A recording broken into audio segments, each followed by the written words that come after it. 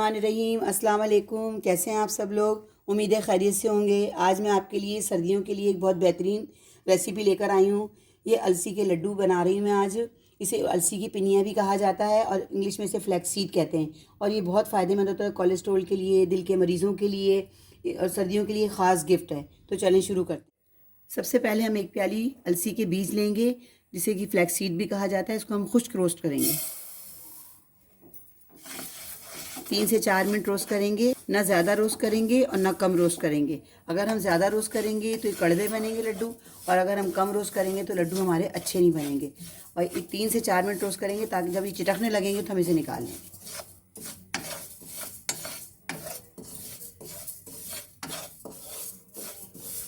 Flax seed दिल के मरीज़ों के लिए, कोलेस्ट्रॉल के लिए बहुत फ़ायदेमंद है। इसकी नमी ख़त्म हो चुकी है। 3 से 4 मिनट हमने इसको रोस्ट किया और अब हम इसे एक दूसरे प्याले में शिफ्ट कर लेंगे। ये भुने हुए छिले हुए चने हैं। जिस मेजरमेंट प्याली से हमने अलसी के बीज नापे थे, उसी प्याली से हम चने लिए, उतने ही एक ही प्याली चने हैं।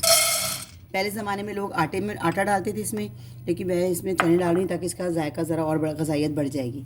और आधी प्याली कच्ची मूँगफली है जो हम इस पर डालेंगे। आधी प्याली तिल है, ये भी हम इस पर डालेंगे। आधी प्याली चारों मगज़ है, जिसमें से हम आधे अभी डालेंगे, आधे बाद में डालेंगे। जब मैं डालूंगी तो मैं आपको बताऊंगी कि मैं आधी प्याली का क्या करूँगी। थोड़े से छुहारे हैं, ये भी इसमें हम डालेंगे। अब इनको भी 3 से 4 मिनट हम खुश्क रोस्ट करेंगे ताकि इनमें से नमी ख़त्म हो जाए और ये अच्छे से भुन जाए।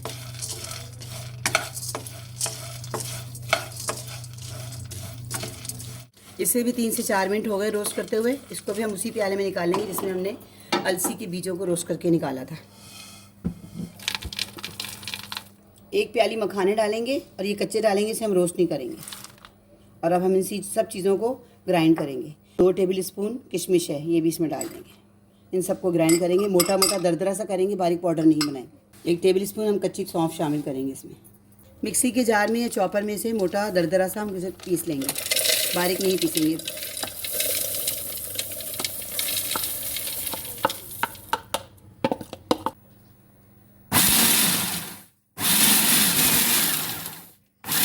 ये देखिए मैंने पाउडर बना लिया दरदरा सा। आप भी इसे पीस लीजिएगा दरदरा सा, ज़्यादा बारीक पाउडर नहीं बनाइएगा।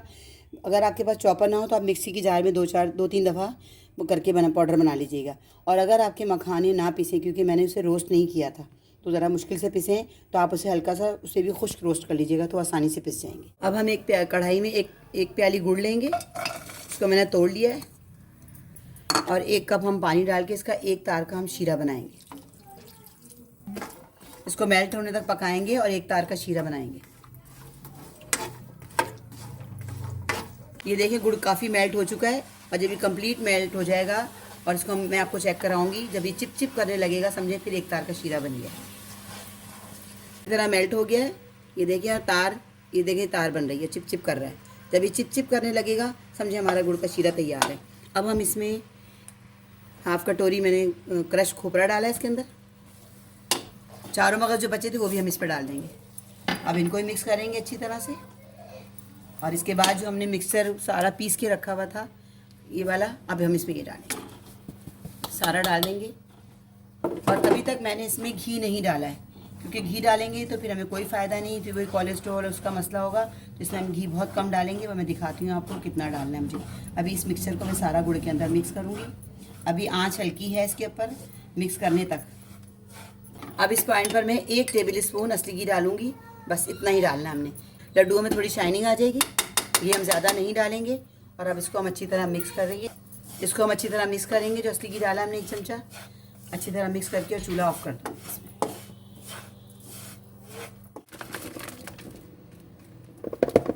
अब इसको हम दूसरे बाउल में निकाल रहे हैं। और हम इसे ज़्यादा ठंडा नहीं करेंगे, हमें गरम गरम ही लड्डू बनाने। अगर हमने इसको ठंडा कर दिया तो फिर लड्डू नहीं बनेंगे। दोनों हाथों पे ऑयल लगा रही हूँ। आप चाहे घी ले लें, ऑयल ले लें, कुछ भी ले लें, दोनों हाथों पे लगाएं। मैंने थोड़ा सा घी लिया है। अब इससे ये है कि लड्डू आराम से गरम गरम ही बनाने हैं हमें लड्डू। साइज़ आपकी मर्ज़ी है, जो भी बनाएं, छोटा बनाएं, बड़ा बनाएं, वो आपकी मर्ज़ी पर है। ये देखें ऐसे इसको हाथ में लेके और इसको इस तरह से बनाएंगे, क्योंकि गरम गरम ही बनेंगे और ये फ़ौरन जुड़ते जाएंगे। ये दूसरा लड्डू मैंने बना के दिखा दिया आपको। इसी साइज़ के आप सारे में बना के फिर आपको दिखाती हूँ। अलसी हमारे लिए बहुत फ़ायदेमंद है। इसका इस्तेमाल हमें लाजमी रखना चाहिए और सर्दियों में तो ख़ास तौर पे रखना चाहिए, क्योंकि जो पट्ठों में खिंचाव पैदा होता है, कमर में दर्द होता है, औरतों के जुमला अमराज के लिए बहुत फ़ायदेमंद है। पुराने ज़माने में लोग जब ये लड्डू बनाते थे तो इसमें आटे का इस्तेमाल करते थे, लेकिन मैंने इसमें आटे का इस्तेमाल नहीं किया। मैंने भुने हुए चने का आटा इस्तेमाल किया है, क्योंकि इस तरह हम इसको टेस्ट बढ़ाना चाह रहे थे। तो ये बहुत टेस्टी और बहुत मज़ेदार बनते हैं। और अलसी के बीजों में कुदरती तौर पर ओमेगा 3 और फैटी एसिड मौजूद होता है। ये अल्लाह ताला की तरफ से समझे हमारे लिए गिफ्ट है, तो हमें ज़रूर इस्तेमाल करना चाहिए। बच्चों के लिए, बड़ों के लिए, बूढ़े जवान हर बंदा इस्तेमाल करे तो बहुत फ़ायदेमंद है। जो हम जो उल्टी सीधी ग़िज़ाएँ खा रहे होते हैं, जंक्स फूड खा रहे होते हैं, वो अगर हम ना खाएं और सर्दियों में इसका इस्तेमाल करें तो हमारी सेहत के लिए बहुत फ़ायदेमंद है। ये देखिए हमारे अलसी के लड्डू तैयार हैं, बहुत मज़ेदार और बहुत टेस्टी बने हैं। मैं इसको आपको तोड़ के दिखाती हूँ। अंदर से देखिए कितने सॉफ्ट हैं, ये देखें कितने मज़े के। अगर घर में हर फर्द भी एक एक लड्डू दूध के साथ भी खा ले, 1 कप दूसरा, तो बहुत फ़ायदेमंद है और सर्दी भी कम लगती है। हम रोज़ाना अगर एक लड्डू 1 कप दूध के साथ भी खाएं तो हमारी सेहत के लिए बहुत फ़ायदेमंद है। बच्चे, बड़े, बूढ़े हर बंदा खा सकता है इसको आराम से, और सर्दी भी कम लगती है इसको खाने के बाद। आप एक दफ़ा ज़रूर बनाइएगा और आज़मा के देखिएगा। मिलते हैं नेक्स्ट वीडियो में नई रेसिपी के साथ।